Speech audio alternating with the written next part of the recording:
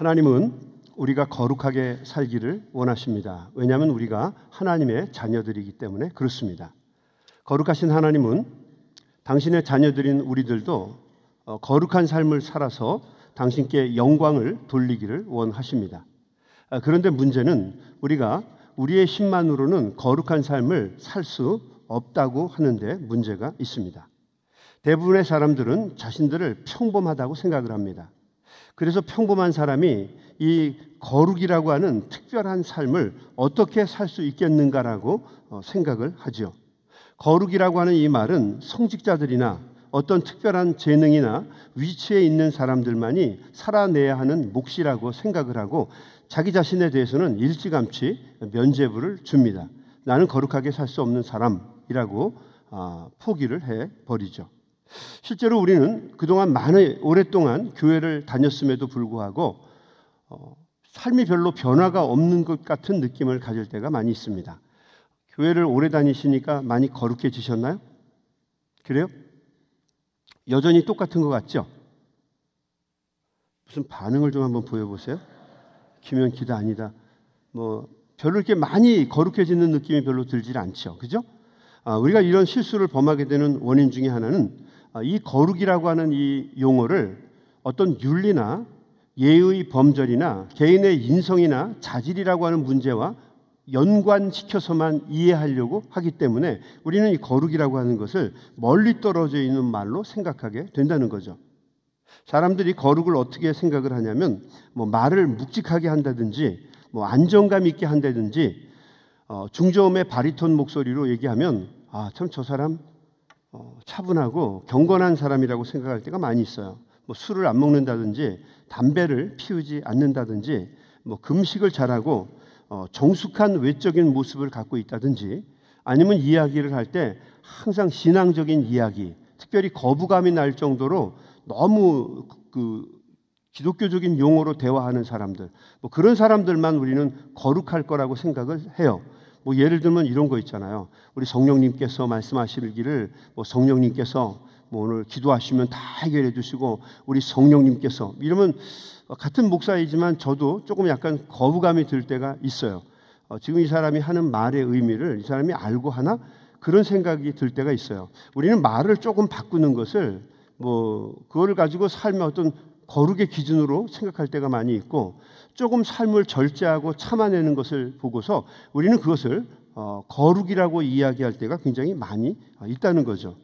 거룩은 엄숙한 말이나 거칠애에 치우친 모양이 아니라고 하는 것을 알아야 합니다.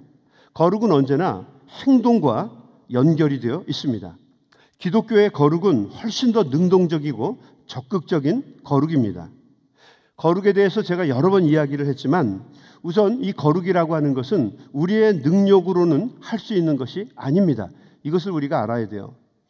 죄를 범하고 죄악된 세상에 살아가고 있는 우리들은 근본적으로 거룩이라고 하는 것을 감당해낼 만한 능력이 없습니다. 구주이신 예수 그리스도께서 오셔서 대속의 십자가 죽음을 죽으심으로 우리를 주님께서 거룩한 하나님의 자녀가 될 수 있는 자격과 능력을 부여해 주셨습니다. 그래서 이제 우리가 거룩이라고 하는 삶에 도전할 수 있는 자격이 주어진 것이죠. 우리의 죄와 허물을 우리 주님께서 사하여 주시고 또 우리의 모자르는 점을 대속해 주시고 또 우리가 범한 여러 가지 잘못이나 실수를 눈감아 주셨기 때문에 우리는 거룩에 나아갈 수 있는 힘과 용기를 얻게 된 것입니다. 그런데 이 거룩은 항상 세 가지의 삶의 모습으로 나타나야만 합니다. 이 거룩은 이 세 가지의 모습과 깊은 연관이 있어요. 한번 이 말씀을 한번 잘 들어보시기 바랍니다. 이 거룩이라고 하는 단어, 우리가 히브리 말로는 카데시라고 하죠. 카데시. 카도시라고 하는 말에서 나왔죠. 그 뜻은 구별되었다는 뜻입니다. 구별되었고 분리되었고 하나님이 영광 받으시기에 합당하게 나누어져 있는 것, 구별된 상태를 갖다가 우리는 카도시, 거룩이라고 그렇게 불렀습니다. 여호와 카도시, 거룩하신 하나님, 우리가 이런 용어들을 쓰죠. 그러나 우리 기독교인들이 거룩해졌다고 해서 이거로 끝나면 우리는 거룩이 아닙니다. 우리가 구별되었고 이제 다른 사람이 되었고 다른 것과는 다르기 때문에 우리끼리 홀로 떨어져서 하나님이 기뻐하시는 삶을 위해서 혼자 살아가겠다? 여러분, 이것은 절대로 기독교의 거룩이 될 수 없다는 거죠. 우리가 구별되었고 선별되었으면 하나님은 우리를 통해 무엇을 원하시는가? 우리는 더불어 살아가기를 원하세요. 구별되었기 때문에 하나님과 동행하고 구별되었기 때문에 다른 사람들과 함께 어울려서 살아가기를 우리 주님께서는 원하신다는 거죠. 주님께서는 거룩하시기 때문에 아버지 이삭의 장막에 홀로 계신 분이 아니에요. 주님은 거룩하시지만 그 거룩을 가지고 베들레에서 한데 노숙잠을 자고 있는 야곱에게 가셔서 야곱과 함께 하시는 God the Immanuel, 임마누엘의 하나님이 되셨어요. 또 우리 예수님께서는 거룩하신 분이신데 하늘 보좌를 버리시고 하나님과 동등됨을 취할 것으로 여기지 아니하시고 자기를 비워서 종의 형체를 입으시고 이 땅에 오셨는데, 천하디 천한 이 땅으로 오셨는데 낮은 자리, 마구간의 자리까지 오셔서 세상 사람들 간에도 버림받은 사람, 형편없는 사람이라고 얘기하는 사람들과 같이 어울리면서 그들과 함께 먹고 마시면서 그들을 세워주시고 그들을 하나님의 자녀로 만들어주시는데 최선을 다하셨습니다. 그래서 이 거룩이라고 하는 것은 나에게만 내가 주어져서 나만 거룩한 것이 아니라, 이 거룩은 항상 우리 주님의 성품처럼 우리가 함께 어렵고 힘든 사람들과 동행하고 함께 나아가는 것이다라고 하는 것입니다. 그러기 위해서는 이 거룩은 항상 세 가지의 행동으로 드러나야만 합니다.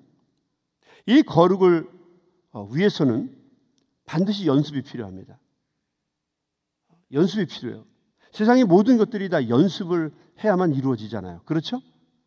미국에 처음 왔을 때 영어가 잘 되지 않았잖아요. 그죠? 그래서 음식점 같은 데 가면 굉장히 긴장하셨죠? 여기는 그냥 편안하게 찍으면 한국은 그냥 1번 주세요. 그러면 될 텐데 여기는 와서 묻는 게 얼마나 많은지 몰라요. 어떤 성도님이 저를 데리고 스테이크하우스에 들어가서 밥을 사주셨는데 저는 그날 토했어요. 체해가지고. 그 웨이트레스가 제 옆에 와가지고요, 뭐를 묻는지 먹을 건지 자꾸 묻는 거예요. 뭘 이렇게 추천을 해주는데 번호대로 보고 먹으면 되지 뭘 또 추천을 해. 이건 뭐 이건 저렇고 이건 저렇고. 근데 무슨 말인지 하나도 안 들리는 거예요. 그래서 저는 한마디 했죠. 뭘 제가 먹을까요? 사주는 분한테. 목사님 이게 좋아요. 그것만 얘기했어요. 넘버 22더라고요. 넘버 22? 그랬더니 어떻게 해주냐요? 그거를 make it well, 잘해달라고. 뭐라고 얘기했어요? 그랬더니 왜? 그때 목사님 그러면 타요. 그래서 내가 잘해달라고 그랬는데요. 아유, 그 창피도 당하고 말도 못하니까 또 사이드 디시를 뭘 먹겠냐는 거예요. 그것만 갖다 주면 되지 뭘 또 디시가 또 어딨어. 또 그걸 갖다 준다고 그러죠. 그리고 스프를 먹겠냐, 샐러드를 먹겠냐, 다 주려면 다 주고 안 주려면 안 주고. 고생을 얼마나 했는지 몰라요. 맥도날드 햄버거에서 들어가서 음식 시키는데 한 달이 걸렸어요. 들리기 시작하는 게 그 용어가. 버거킹 가니까요, 이게 판 자체가 바뀌더라고요. 야, 어렵다. 미국 생활 한 20년 하고 나니까 그거는 이제 먹을만 하더라고요. 스테이크하우스 갔을 때 하고 싶은 얘기는 하더라고요. 다행이에요. 노력입니다, 노력. 영어만 그렇겠습니까? 다 그렇죠. 모든 게 다 노력이고 연습이에요. 그런데 특별히 이 거룩이라고 하는 것은 정말 우리가 더 애쓰고 노력하지 않으면 이 언어보다도 훨씬 더 어렵다는 것입니다. 그래서 하나님의 자녀들은 반드시 거룩을 연습해야 된다는 것입니다. 우리 한번 읽어볼까요? 7절부터 읽어볼게요. 이렇게 기록되어 있어요. 망령되고 허탄한 신화를 버려라 라고 하는 거예요. 우리 기독교인들, 하나님의 자녀는 망령되고 허탄한 신화, 이게 얼마나 많이 있습니까? 저도 이 뷰포드에서 우리 교회에 이렇게 와요, 주로. 그리고 끝나고 나면 다시 프레젠트 힐 돌아서 뷰포드로 돌아갑니다. 돌아가자마자 제 눈에 딱 띄는 게 뭐냐면 높은 탑에 꼭대기에 숫자가 써 있는데 하나는 메가밀리언 뭐죠? 그거하고 또 한쪽은요 파워볼 얼마까지 올라갔나? 여러분 얼마까지 올라갔는지 아세요? 이제 700, 그러니까 7천억이 되는 거예요. 7천억. 왜 같이 이렇게 흥분하세요? 예, 저도 이게 보면서 막 가슴이 뛰는 거예요. 야, 대단하다. 눈을 감고 운전하면서 생각합니다. 저게 되면은 저걸 왜 우리 교회 옆에다 세워가지고 여기 시험에 들게 하는지 모르겠어요. 그게 뭐예요? 허탄한 신화입니다. 허탄한 신화. 망령되고 허탄한 신화요. 이런 것들이 우리 주변에 얼마나 많습니까? 깨어버리라는 거죠. 하나님의 자녀들은 버리라는 거예요. 그리고 뭐예요? 경건에 이르도록, 거룩에 이르도록 항상 내 자신을 연단하라, 연습하고 단련하라는 거죠. 육체의 연단은 약간의 유익이 있으나, 영어를 배우고 말을 하고 사람들과 어떤 여러 가지 스킬이 필요한 일들을 하는 거 약간의 유익이 있으나, 경건은, 거룩은 범사에 유익하니 금생과 내생에 약속이 있다는 거예요. 이 거룩하게 사는 것은 얼마나 중요한지 이 땅에서도 큰 은혜를 받을 수가 있어요. 아, 하나님의 자녀구나. 저 사람 거룩한 사람이구나. 우리가 함부로 할 사람이 아니구나. 아, 저 사람은 대단한 사람이야. 나도 저 사람에게 좀 배울까? 이런 유익이 있고, 이뿐만 아니라 하나님의 나라에서도 하나님의 나라의 자녀에 걸맞는 대우와 상급을 받는다는 거죠. 그러니까 우리가 이 땅을 살아가면서 거룩한 삶을 사는 것, 경건의 연습을 기울이는 것은 금생과 이생에서 하나님이 주신 큰 축복이 있다는 것입니다. 그리고 이렇게 얘기하죠. 미쁘다 이 말이요 모든 사람들이 받을만 하도다. 이 거룩의 연습은요, 모든 사람들이 사모하고 받을 만한 그런 가치가 있는 것이다라고 하는 것입니다. 자, 그렇다면 우리가 거룩이라고 하는 것을 노력해서 살려고 하는데, 이 거룩이라고 하는 것은 세 가지의 모습으로 드러나야 되는데, 이 세 가지를 우리는 연습해야 되는데, 이것이 무엇일까? 첫 번째는 섬김입니다. 섬김. 뭐 다른 말로 얘기하면 hospitality, 뭐라 그럴까요? 선행, 구제, 이렇게 얘기할 수 있겠지만 이것을 그냥 우리가 섬김이라고 이야기하겠습니다. 섬김. 기독교인들은 섬기는 사람들이에요. 이게 우리들의 아이덴티티입니다. 이 섬김이 우리 기독교인들을 거룩하게 만들어요. 우리의 위치가 그 사람을 거룩하게 만들지 않아요. 김세한 목사 그러면은 사람들이요, 그 큰 교회 목사 이렇게 얘기할지 몰라요. 그렇게 얘기할 거예요, 다. 저는 거룩한 사람도 아니고요. 근데 어떤 사람 중에서 만약에 제가 내면이 거룩해진다면 이렇게 얘기할 겁니다. 아, 그 거룩한 목사님, 부르는 용어가 달라질까요? 이 거룩이라고 하는 것은요, 섬김을 통해서 드러난다는 거죠. 높은 자리에 앉는 거로 드러나질 않아요. 세상은 높은 자리에 앉아 있는 것으로서 그 사람이 높은 권위가, 디그니티가 드러날지 몰라요. 그런데 여러분, 교회는, 신앙의 세계는 그렇지 않다는 거죠. 교회의 세계는 오직 섬김을 통해서만 거룩이라고 하는 것이 드러난다는 거죠. 옛날 조선시대의 사대부들을 보십시오. 긴 갓을 쓰고 도포자락을 두르고 언제나 식사를 할 때는 높은 자리 상석에 앉습니다. 그리고 그러면서 물을 탁 한 잔 마셔요. 그것을 보면서 그 아랫사람들은 쳐다도 못 봤죠. 야, 거룩하다. 그래요, 이게 세상의 거룩인지 몰라요. 근데 교회의 거룩은 그렇지 않아요. 교회의 거룩은 그렇게 말을 바꾸고 그리고 어떤 자세 이런 것들, 좋은 옷을 입고 좋은 차를 타고 다니고 품위 있고 사회적으로 성공한 사람들, 이렇게 해서 교회 안에서는 그 사람들을 거룩하다고 얘기하지 않아요. 여러분, 만약에 제가 많이 가진 사람들, 높은 위치에 있는 사람들에게 대하는 모습이 여러분에게 대하는 것과 다르면 저에게 침을 뱉으십시오. 진심으로 하는 얘기예요. 여러분, 저에게는 똑같아요. 아니, 저에게는 어떤 때 이런 모습이 있어요. 그렇게 잘 먹고 잘 사는 사람이니 어렵고 힘든 사람의 마음을 알겠어요, 그 사람이? 저는 여러분 절대로 그런 사람 존경하지도 않습니다. 그 사람을 제가 존경하게 되는 경우는 어떤 것일까요? 그 사람의 삶을 볼 때, 행동을 볼 때 저는 존경하게 돼요.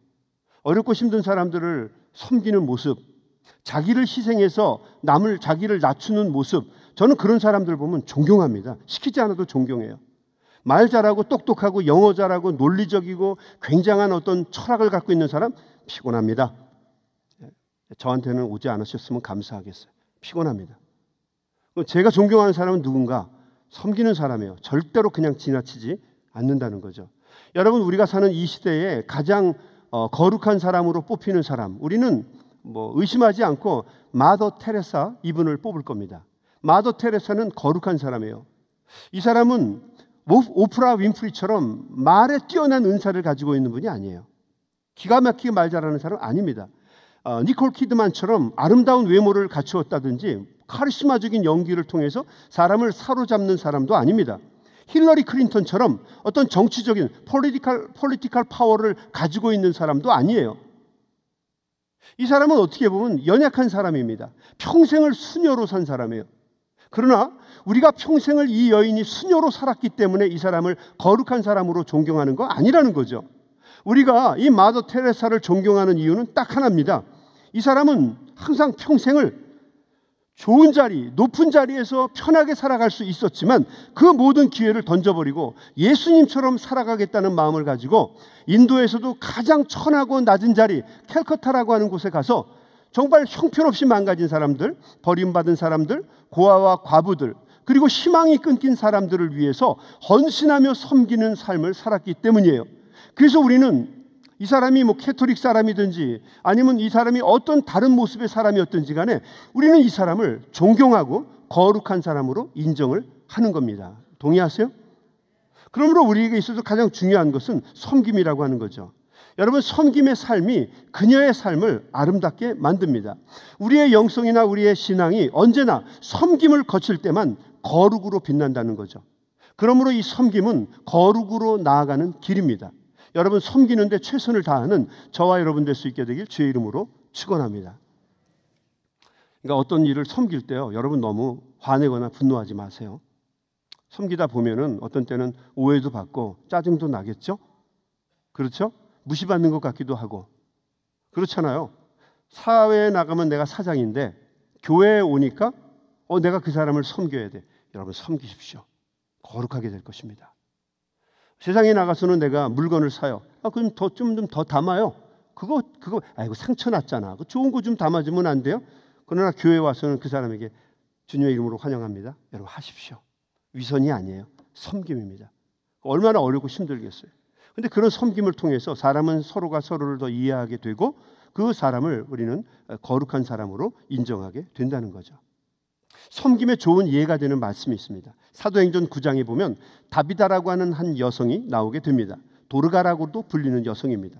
그녀는 섬김과 섬김, 즉 선행과 헌신에 최선을 다하는 아주 유명한 여성이었어요. 특별히 그분은 홀로 된 과부들을 잘 돌봐주었던 여성입니다.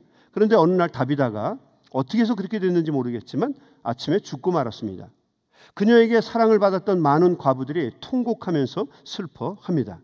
그들은 다비다의 시신을 잘 씻어서 땅에 묻지 않고 다락방에다가 둡니다. 왜냐하면 다비다를 그렇게 보낼 수는 없다고 믿었던 거죠.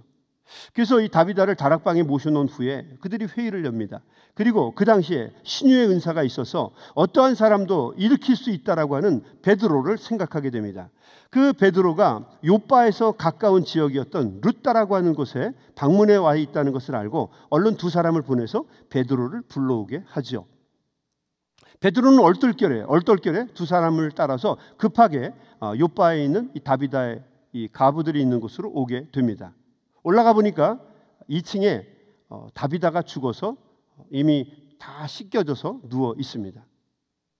옆에 서 있던 많은 과부들이 생전에 다비다가 자신들을 위해서 지어주었던 속옷과 겉옷을 꺼내놓고 막 자랑을 하면서 눈물을 흘립니다. 다비다가 이 옷을 나를 위해서 해줬다고. 내가 떨고 춥고 죽어갈 때 다비다가 이 겉옷을 나에게 주어서 내가 잘 때 외투로 덮고 잘 수가 있었다. 내가 아프고 힘들 때 다비다가 나에게 이런 선행을 해주었다. 이 이야기가 끊임없이 울려지게 되자 베드로가 긴장합니다. 목사들은 언제 긴장합니까? 부자 교인을 만났을 때 긴장합니까? 높은 정치인을 만났을 때 긴장합니까? 여러분, 착각해서 깨십시오. 그렇지 않습니다.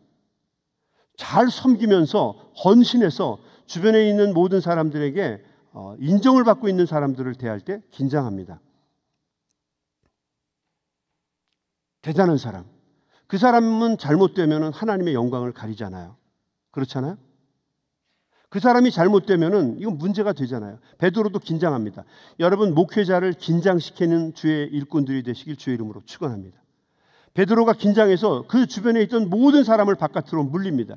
그리고 참 재미난 구절인데 베드로가 무릎을 꿇습니다. 그리고 하나님 앞에 간절히 빕니다. 예전에 베드로가 이렇게 기도하는 장면이 별로 없어요. 거의 없습니다. 이 다비다의 문제에 있어서만큼은 베드로도 긴장했던 거예요. 무릎을 꿇고 하나님 앞에 간절한 마음으로 기도하죠. 뭐라고 기도했을까요? 하나님 살려주세요 그랬겠죠. 이 다비다 이야기 들어보니까 이 사람 보통 사람이 아닙니다. 이 사람 돌아가고 나면 여기 있는 과부들 다 힘들어서 죽음과 같은 삶을 살게 될지 모릅니다. 주님 제발 좀 살려주십시오라고 간절한 마음으로 기도하게 됩니다. 결국 다비다는 회복의 은혜를 경험하게 됩니다. 죽임도 삼키지 못하는 거룩한 삶을 산 사람, 그 사람이 바로 다비다입니다. 다비다는 섬김의 아이콘입니다.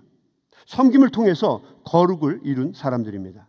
그러므로 이 섬김이라고 하는 것, 다른 말로 얘기하면 선행과 구제는 우리가 거룩으로 나가는 첫 번째 관문이라고 하는 거죠. 바라고 소망하기는 우리 주변에 있는 사람들, 또 우리 형편과는 좀 멀리 떨어져 있는 사람이라도 끊임없이 섬기고 베풀고 나눔을 통해서 하나님 앞에 거룩한 사람이라 인정받는 우리 아틀란타 한인교회 성도님들이 다 되시기를 주님의 이름으로 간절히 축원합니다. 주의 이름으로 축원합니다. 두 번째, 우리가 거룩으로 나가는 두 번째 관문은 무엇이냐면 치유, 힐링입니다. 힐링, 치유예요. 여러분, 거룩은 치유와 회복의 사역을 통해서 드러나게 됩니다. 사람들은 치유와 회복을 위해서 주님을 찾아왔습니다. 또 오늘 우리가 예배를 드리러 온 사람들 중에서도 하나님께서 내 삶 속에 이런 고민과 어려움이 있는데 이것을 치유해 주셨으면 좋겠다, 이 마음을 가지고 오늘 예배에 오신 것이라고 믿습니다. 그렇죠? 바라고 소망하기는 여러분에게 하나님이 주시는 치유의 은총이 있게 되기를 주의 이름으로 간절히 축원합니다. 여러분, 상처를 가지고는요 절대로 거룩한 삶을 살 수가 없어요. 아마 이 중에 심리학자들이 있는지 모르겠지만 상처를 가진 사람은요 여러분 절대로 거룩하게 못 삽니다. 상처가 치유를 받아야 합니다. 네, 사실이에요. 치유가 없으면 안 돼요. 제가 엊그저께 읽었는데 제가 단어가 생각날지 모르겠는데요, 마크 트웨인이라고 하는 사람이 쓴 글인데요, The more I learn about people, 내가 사람에 대해서 알면 알수록 The more I like my dog, 나의 개를 더욱더 사랑하게 된다, 뭐 이 얘기예요. 어제는 하루 종일 그 말을 묵상했어요. 사람을 알면 알수록 내가 개를 더욱더 사랑하게 된다라고 하는 거죠. 사람에게 상처받은 거 그 마음 갖고 여러분 거룩하게 살기가 쉽지가 않아요. 그래서 하나님 앞에 내 그 wounded heart, 상처받은 내 마음을 하나님 치유해 달라고 기도할 수 있게 되기를 바랍니다. 하나님이 도와주시고 인도해 주시면 반드시 치유함을 경험하게 됩니다. 사람을 사랑하는 마음이 있지 않으면 여러분 결코 우리는 하나님이 원하시는 거룩의 단계까지 나아갈 수 없다는 거죠. 성경을 보게 되면 하나님의 마음을 우리가 읽게 되는데 하나님은 가난하고 불쌍하고 소외된 사람들을 함부로 대하지 말라는 거죠. 병들고 아픈 사람들을 부정하다, 그래서 그들을 제껴놓고 나만 거룩하게 사는 거 거룩이 아니라고 얘기합니다. 그건 뭐라고요? 위선이라고요. 위선. 외적인 것 가꾸고 그러는 거, 속마음은 삐딱한데 겉만 가꾼 거, 회칠한 무덤이 무덤 속에 무덤이 들어있는, 그건 위선에 불과하다는 거죠. 주님은 항상 힘들고 어려운 사람을 도와주고 치유해주고 세워줄 것을 말씀하셨어요. 이런 말씀이 있죠. 너는 귀먹은 자를 저주하지 말며 맹인 앞에서 장애물을 놓지 말고 내 하나님 여호와를 경외하라. 나는 여호와니라. 맹인들이나 소경들, 귀먹은 사람들, 어려운 사람들, 이 사람들 함부로 대하지 말고 그들을 하나님 대하는 것처럼 대하라는 거죠. 그리고 주님께서 도장을 찍으셨어요. 뭐라고요? 나는 여호와니라. 하나님이라고 하는 직인을 찍으신 거예요. 이렇게 살라는 거죠. 너희가 너희 땅에서 곡식을 거둘 때에 너희 발모퉁이까지 다 거두지 말고 내 떨어진 이삭을 줍지 말며 내 포도원의 열매를 다 따지 말며 내 포도원에 떨어진 열매도 줍지 말고 가난한 사람과 거류민을 위하여 버려두라. 나는 너희 하나님 여호와니라.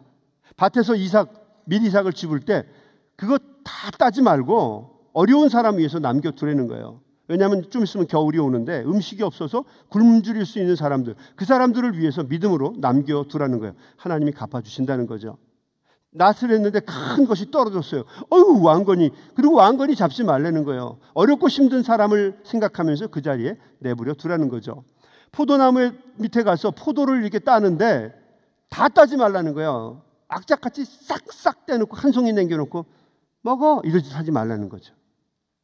떨어진 것들, 애써서 떨어진 것, 그거 애써서 주우려고 하지 말라는 거예요. 왜요? 가난하고 어려운 사람들을 위해서 남겨주라는 거죠. 내가 버린 것이 다른 사람에게, 어려운 사람에게는 일용할 양식이 될 수 있다라고 하는 것을 기억하라는 거예요.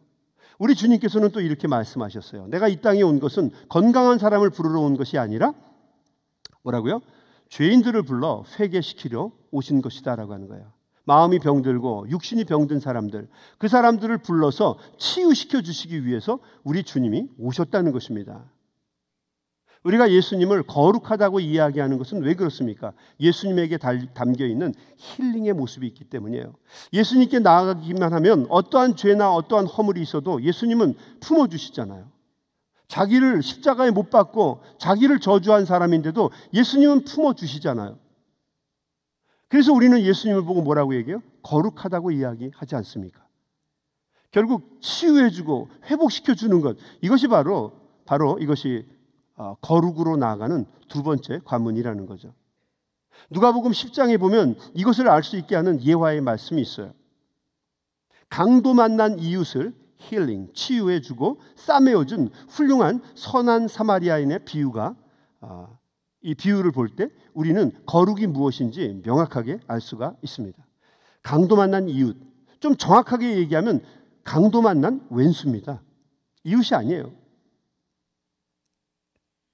예수님께서 이 말씀을 해주게 된 배경은 한 율법사가 많은 사람들 앞에서 예수님께 이렇게 질문을 했기 때문이에요. 선생님, 어떻게 하여야 내가 영생을 얻겠습니까? 이 율법사는 지금 위선을 하고 있는 거예요. 왜냐하면 이 문제를 누구보다도 잘 알고 있는 사람이 율법을 다루고 있는 바로 그 젊은 사람이었을 거예요.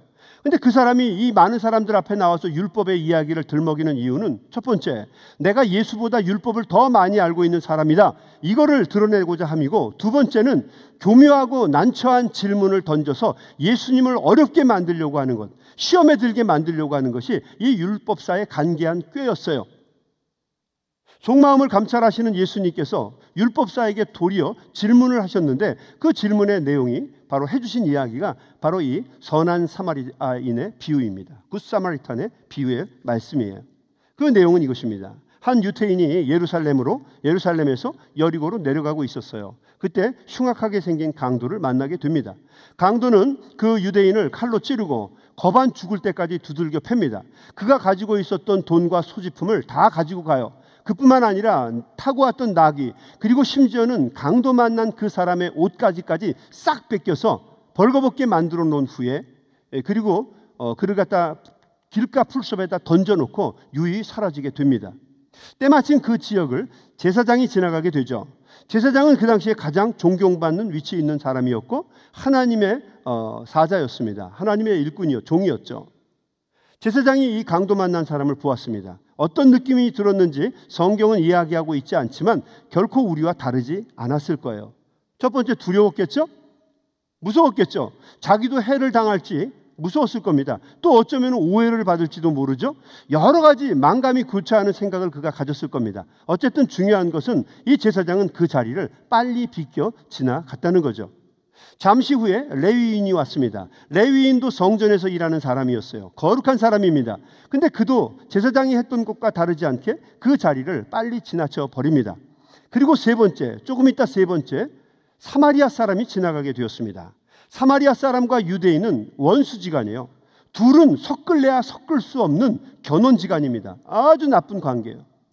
그런데 이 사람은 멀리서 그 강도 만난 사람을 보면서 그가 유대인이라고 하는 것을 알음에도 불구하고 달려가서 그의 상처를 돌보아 주었습니다. 상처난 곳을 포도주와 기름을 붓고 자기의 옷가지로 싸매어 주었어요. 지혈을 시켜 주었어요.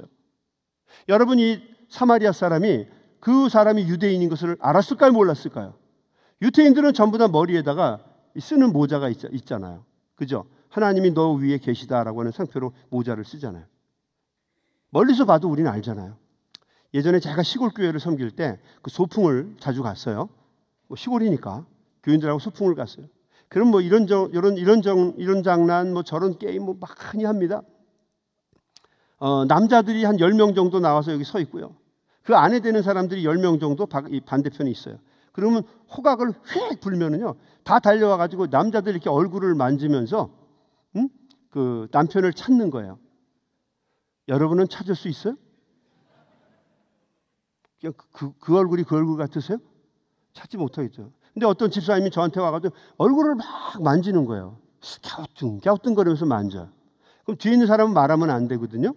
그래서 뒤에 있는 사람이 이렇게 얘기하는 거예요. 기분 되게 나빴는데 저는. 코를 잘 봐, 코를. 그러니까 그 집사가 저 코를 이렇게 만져보더니 이거 목사님이네. 그리고 넘어가는 거예요.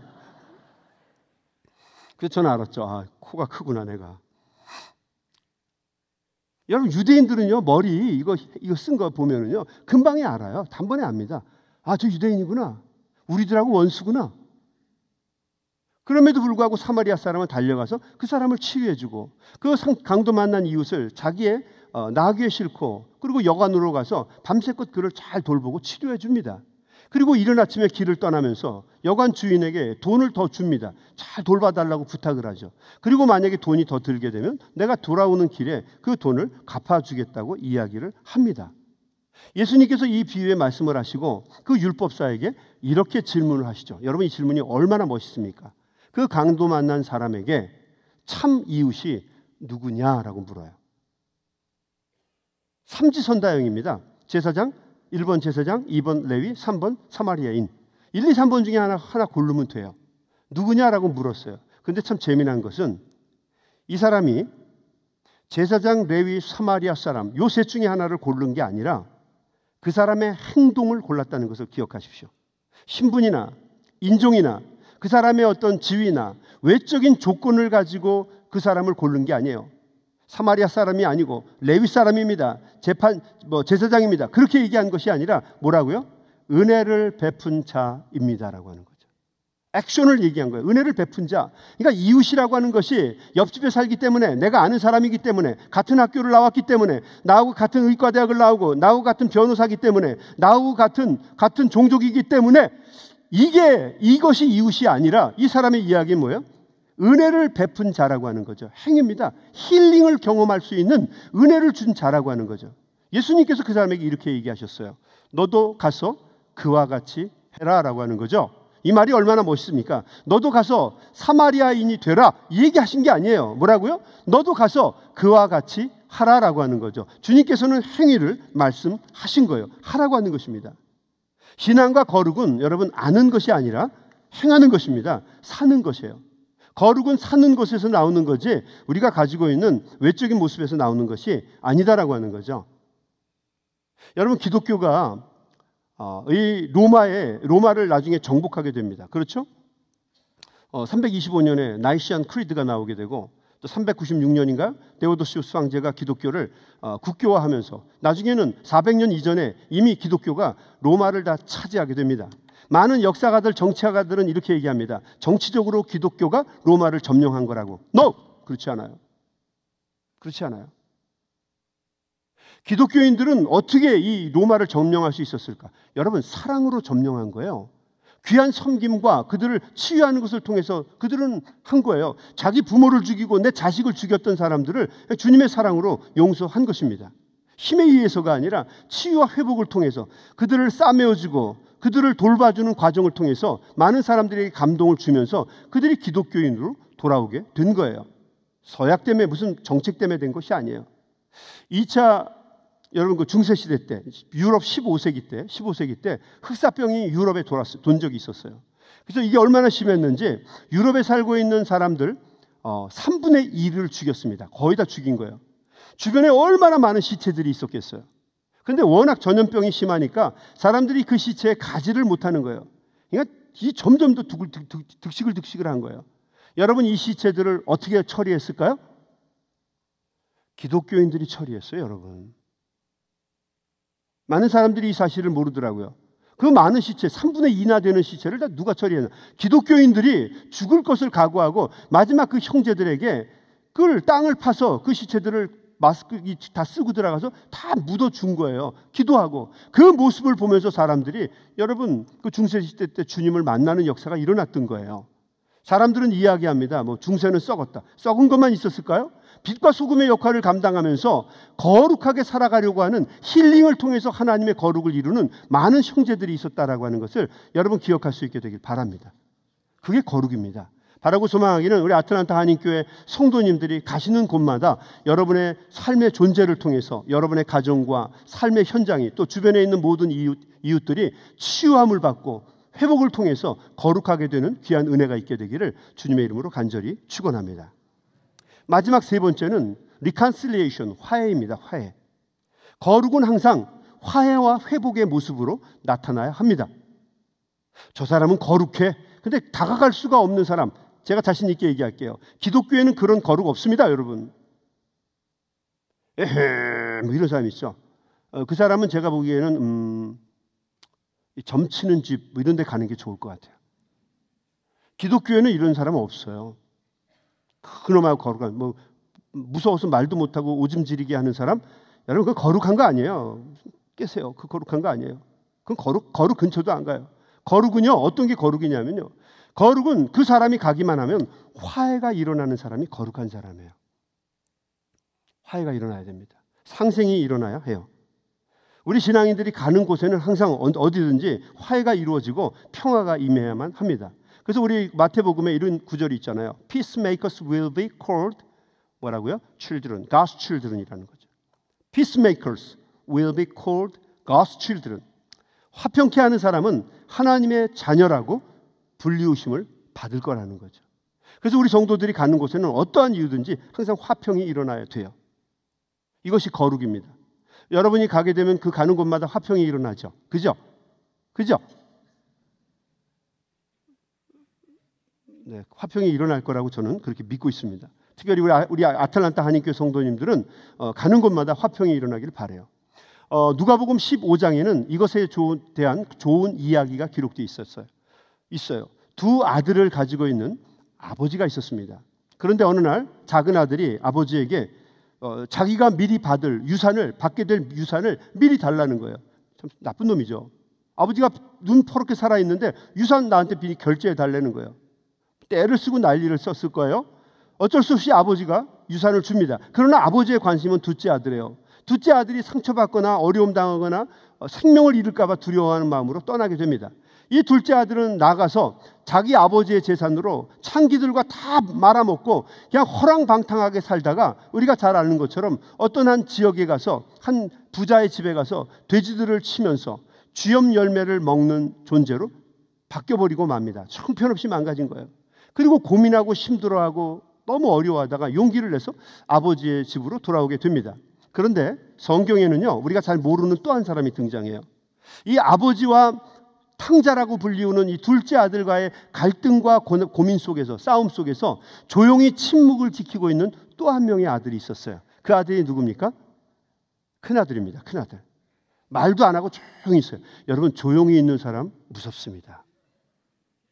바깥에 나간 아들은 시끄러운 탕자라고 한다면 조용히 집안에 앉아있는 그 아들을 저는 전문용어로 탱자라고 부르고 싶어요. 탕자도 문제지만 탱자도 문제예요. 자, 이 탱자가 나가서 탱자가 성경에 나오는 건 아니에요. 탱자리야 그러면 여러분 제가 이상해집니다. 나가서 이렇게 농사를 짓고 다 바꾸고 탱자가 들어오는데 집에서 갑자기 잔치가 일어난 거예요. 이게 무슨 잔치냐고 종 중에 한 사람에게 물었어요. 그때 종이 얘기합니다. 우리 도련님의 동생 되시는 분이 오늘 돌아왔습니다. 아주 거지같이 하고 돌아왔는데 아버지가 너무너무 기뻐하셔서 옷을 새 것으로 갈아입히시고 또 신발도 새 걸 내다가 신기시고 그리고 가락지를 다시 끼워주시고 그리고 사람들을 다 불러서 이렇게 멋있게 잔치를 벌이고 있는 겁니다. 주인님도 같이 들어가시죠. 화가 났어요. 뚜껑이 열렸습니다. 못 들어가. 아버지가 나왔어요. 아버지가 나와서 그 큰아들에게 이야기를 합니다. 여러분, 큰아들이 아버지에게 이야기할 때 자기의 속마음이 다 나오게 됩니다. 왜 그가 작은 아들이 도망갔을 때 그리고 아버지가 맨날 동구 밖에 나가서 그 아들을 기다릴 때 왜 큰아들은 어떤 액션도 취하지 않고 가만히 있었을까? 큰아들의 마음은요, 오직 재산에만 관심이 있는 거예요. 아버지의 기분이나 생각? 관심 없습니다. 큰아들의 생각은 딱 하나예요. 돈입니다. 이제 나갈 놈은 나갔고 이제 남은 건 다 내 재산이라는 거죠. 동생이 돌아왔어? 재산에 손대지 못해. 이게 그 마음이에요. 그래서 아픈 마음을 아버지에게 얘기합니다. 아버지 내가 내 친구들과 함께 지내고자 할 때 나에게 염소 새끼 한 마리 잡아준 적이 있어요? 아버지의 돈을, 그 귀한 재산을 가지고 나가서 창기들과 말아먹고 돌아온 저 형편없는 놈을 위해서 이렇게 많은 재산을 차려주다니 이게 말이나 됩니까? 아버지 내가 뭡니까? 이 집의 종입니까?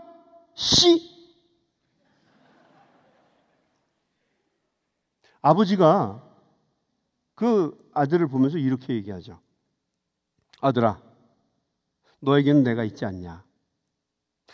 내가 가지고 있는 모든 것이 다 너의 것이 아니냐? 소유권을 인정해 줍니다. 우리는 다 원래 현대인들 그 소유권 인정해 줍니다. 다 너 것이 아니냐? 그런데 저기 있는 저 아이는 바깥에 나갔다가 죽어서 돌아온 너의 동생 아니냐? 너의 피부치가 아니냐? 그리고 아버지가 그 큰아들을 데리고 집으로 돌아갑니다. 들어가죠. 저는 그 장면이 그렇게 은혜가 될 수가 없어요. 아버지가 하늘아버지, 그러면서 예수님이 하시는 말씀이 바로 그 아버지의 마음이 하나님의 마음이다라고 하는 것을 가르쳐 주는 거예요. 여러분, 하나님이 왜 거룩하십니까? 하나님이 하얀 도포자락에서 흰 빛을 받으시면서 위에서 고귀한 놈 이러기 때문에 하나님이 위대하시고 그분이 거룩하신 겁니까? 아니에요. 이 아버지와 같은 마음을 갖고 있기 때문에 하나님은 위대하시고 거룩하신 거예요. 싸매어 주시고 돌봐주시고 치유해 주시고 화해시켜 주시는 그분 때문에 우리가 하나님을 거룩한 분이라고 이야기하는 것입니다. 여러분, 우리 신앙인들이 거룩한 이유가 무엇입니까? 우리 성도님들이 가는 곳마다 분쟁이 일어나는 것이 아니라, 다툼이 일어나는 것이 아니라 화목과 화해가 있기 때문에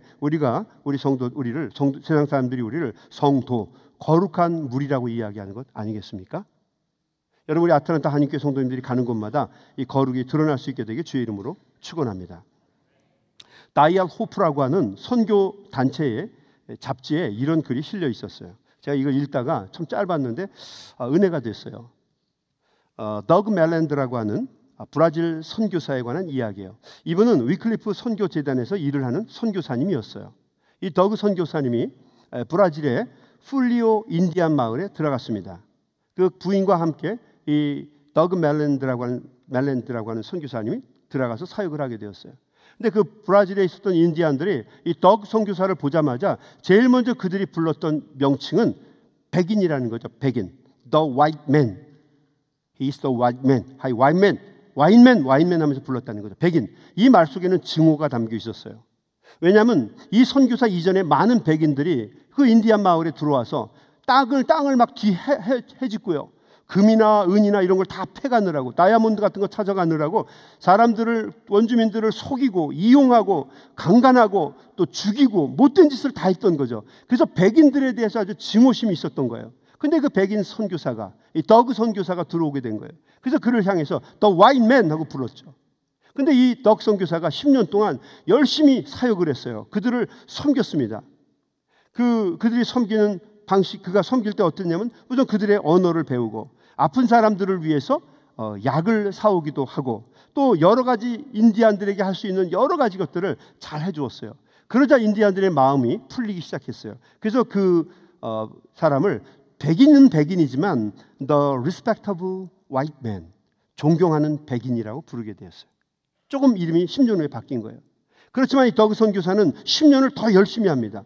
그들의 말도 배우고 그들의 언어와 풍습, 그들의 어떤 민족성 이런 것들을 공부하면서 이제 10여 년이 더 지나고 나니까 인디안처럼 돼버렸어요. 그러자 마을 사람들은 이 더그 선교사님을 향해서 뭐라고 불렀냐면 The White Indian. 이제는 인디안이라고 인정을 해준 거예요. The White Indian. 그러나 White이란 말이 붙게 된 거예요. 그런데 이 선교사님은 거기에 굴하지 않고 더 열심히 일을 하고 노력을 했어요. 한 번은 부상당한 인디안 아이, 죽을 수밖에 없었던 그 아이를 이 더그 선교사가 끌어안고 잘 깨끗하게 씻겨주고 치유해 주어서 온전하게 만들어 주었어요. 그리고 얼마 있다가 이 더그 선교사는 하나님 나라에 가게 되었어요. 그때 사람들이 이 더그 선교사님에게 그의 무덤에 써준 글은 이 말이었어요. 하나님이 보낸 사람, 하나님의 사람이었다는 거죠. 거룩한 사람으로 사람들에게 자리매김이 됐다는 거예요. 여러분, 우리가 거룩하지도 않은데 거룩한 존재로 살려고 하니까 얼마나 어렵겠습니까? 맨날 주일마다 오면은 목사가 거룩하게 살라고 맨날 얘기하는 거 듣는 것도 여러분 쉽지 않고 오늘은 무슨 설교할까? 몰라. 또 거룩하라고 그러겠지 뭐. 그러니 여러분도 그런데 또 그 앞에 서서 얘기하는 저는 얼마나 힘들겠어요. 엊그저께인가는 성가대 가서 성질까지 냈는데 그러니 설교를 해야 되는 나는 얼마나 이게 기분이 그렇겠어요. 별 생각이 많을 거예요. 진짜 생각이 많을 거예요. 사람들 만나는 것도 쉽지 않고 보는 것도 만만하지가 않고 이젠 얘기하는 것도 쉽지가 않아요. 쉽지가 않아요. 그런데요, 저는 믿습니다. 우리가 지금은 부족하고 모자라고 형편없는 모습일지 몰라도 저는 마지막에는 사람들이 여러분들을 향해서 또 저를 향해서 이렇게 얘기할 것입니다. 그분은 하나님의 사람이야. 그분은 거룩한 사람이야. 여러분, 이 말의 주인공들이 우리가 꼭 될 수 있게 되기를 주님의 이름으로 간절히 축원합니다.